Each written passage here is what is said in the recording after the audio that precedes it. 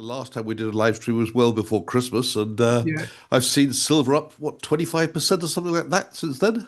I know it's up about 20% already this year. It's So, amazing. yeah, and we've got a super chat from Rich Mitch. Thank you, Rich. He says, "What will gold and silver do when markets open later?" I'll ask you that, Clive. What do you think? Well, my, Putting you honestly on said, the yeah, spot. yeah, honestly said, it's always a bad move to give a price and a time.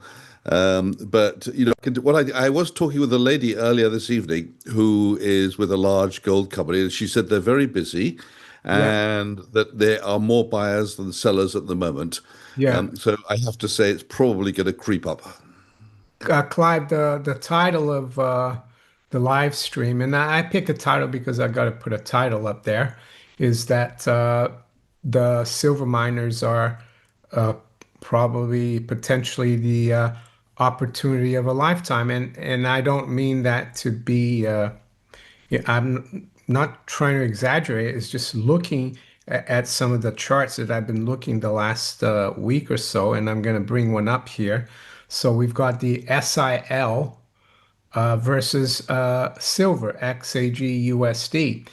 And if you go back even to 2016, when silver bottomed and then started going up, the silver miners they were doing a lot better versus silver than they're doing now, which is amazing in my opinion. Just recently here, this is a weekly chart. We hit like a bottom for the last like 15 years, and this is with silver above 50. And that's why I'm saying that the silver miners relative to silver, if you believe silver is going to keep going up, this has silver miners are a great opportunity. Am I saying you should get rid of your physical silver, your coins, your bars, your bullion silver, and buy miners? No, because I'm not going to do that.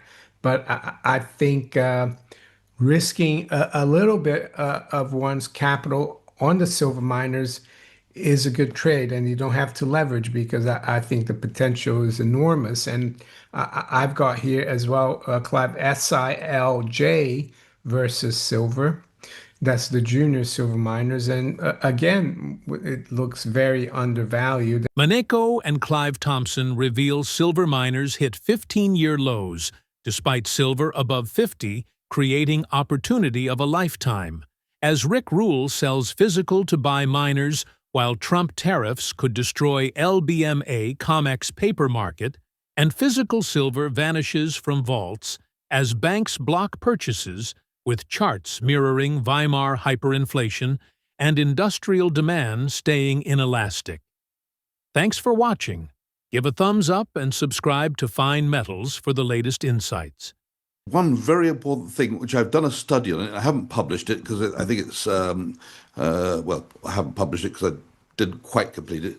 But what I discovered was almost every gold or silver miner, when they come out with their results, there's almost always, and we're talking about the last 6 months, a leap in their share price within the day or the day after the results. And the reason for that is a lot of the analysts have been forecasting their profits on an old gold or silver price. Now they've attended the meeting. They're now rejiggling their figures and they're working out what the profit will be based on the higher price and say, oh, the gold, this company's made a 58% increase in the profits and we're forecasting even higher, and suddenly people buy the shares. So the tip I've got for people is look at what companies are coming up to report their results in the next few weeks or months.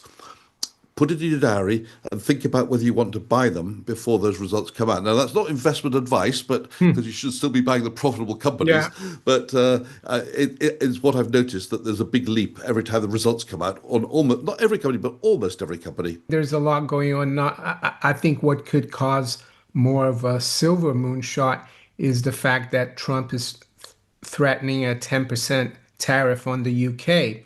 And don't forget, the UK is where the LBMA is.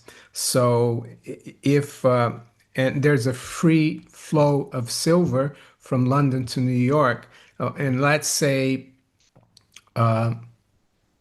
London needs physical silver, so they'll ship the silver from COMEX to London.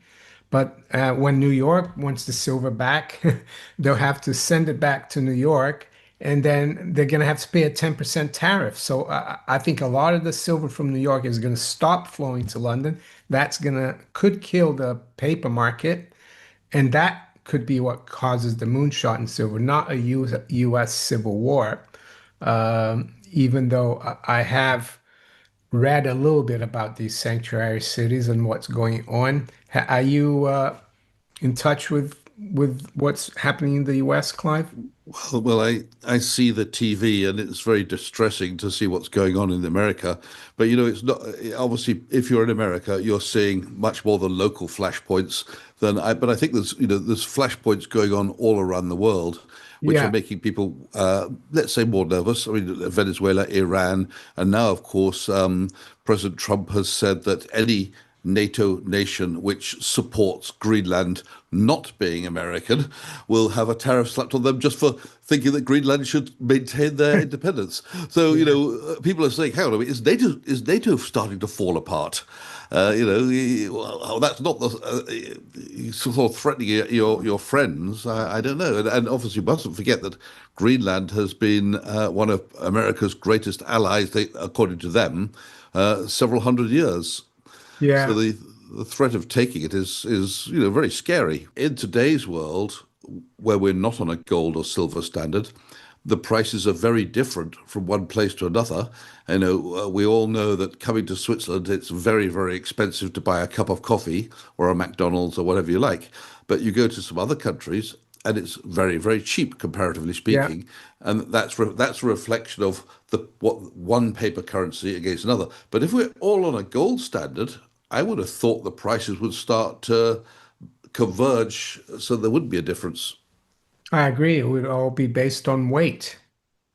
Because the minute there's a difference, goods would move to take Yeah. advantage of the difference. It'd be arbitraged away. Yeah, the only reason we have difference right now is that there's so much paper and fractional reserve trading of gold and silver, especially London and New York. But I think I've that's heard ending. I've heard they're going to devalue paper because it costs too much. They're going to start printing it in ether now. It's going to be digits in the sky.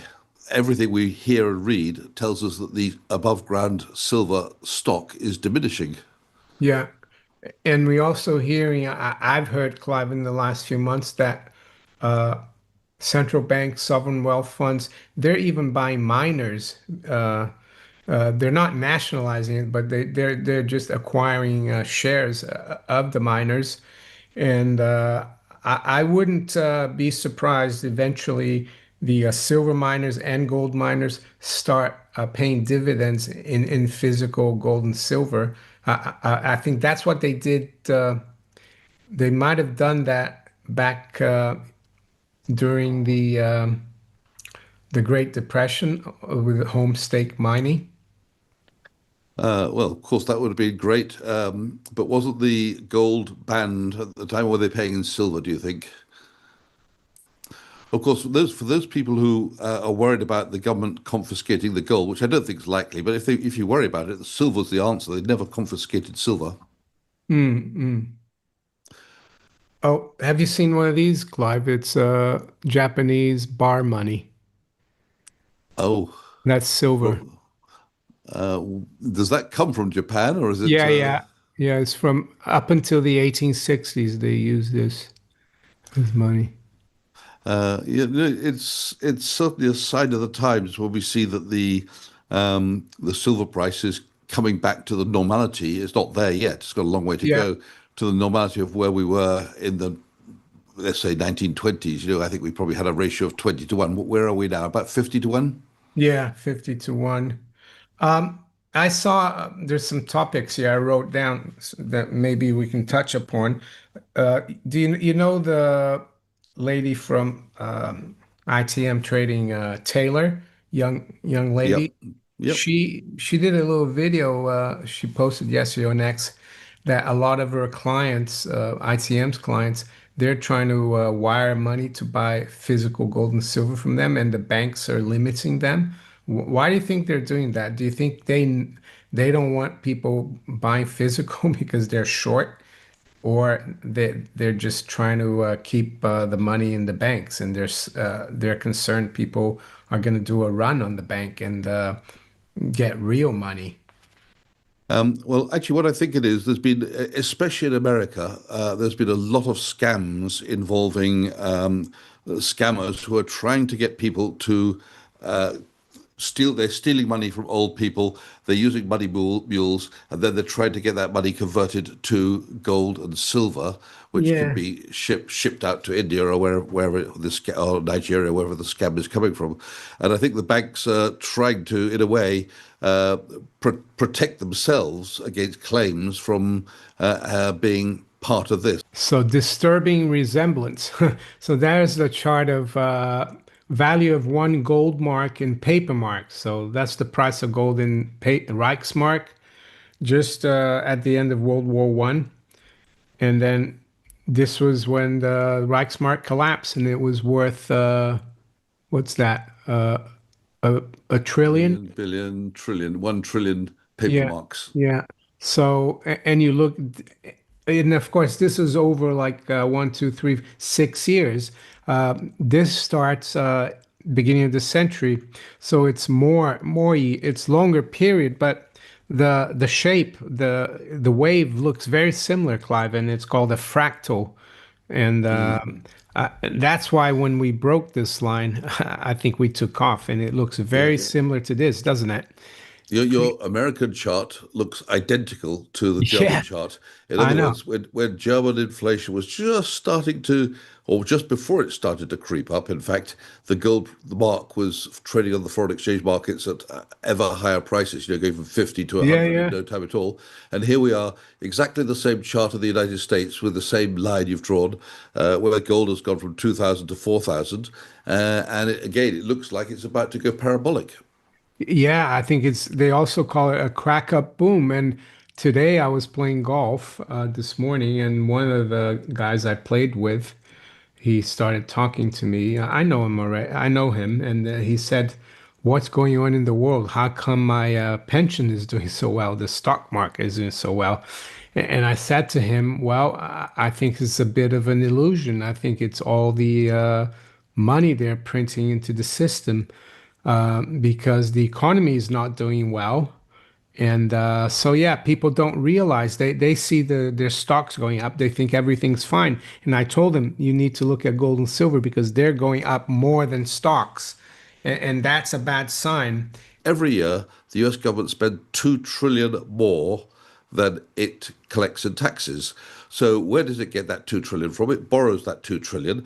So the government effectively gets poorer by 2 trillion every year, and someone else, somewhere, gets richer by 2 trillion. And what are they going to do with that money? They're going to put it in the stock market, they're going to put it in gold, they're going to put it in rare paintings. It doesn't matter. It's Silver, got to go somewhere. It's got to go somewhere. And still, they've got to put it somewhere. They're not going to leave it in the bank unless they've got their yeah. brains out of gear.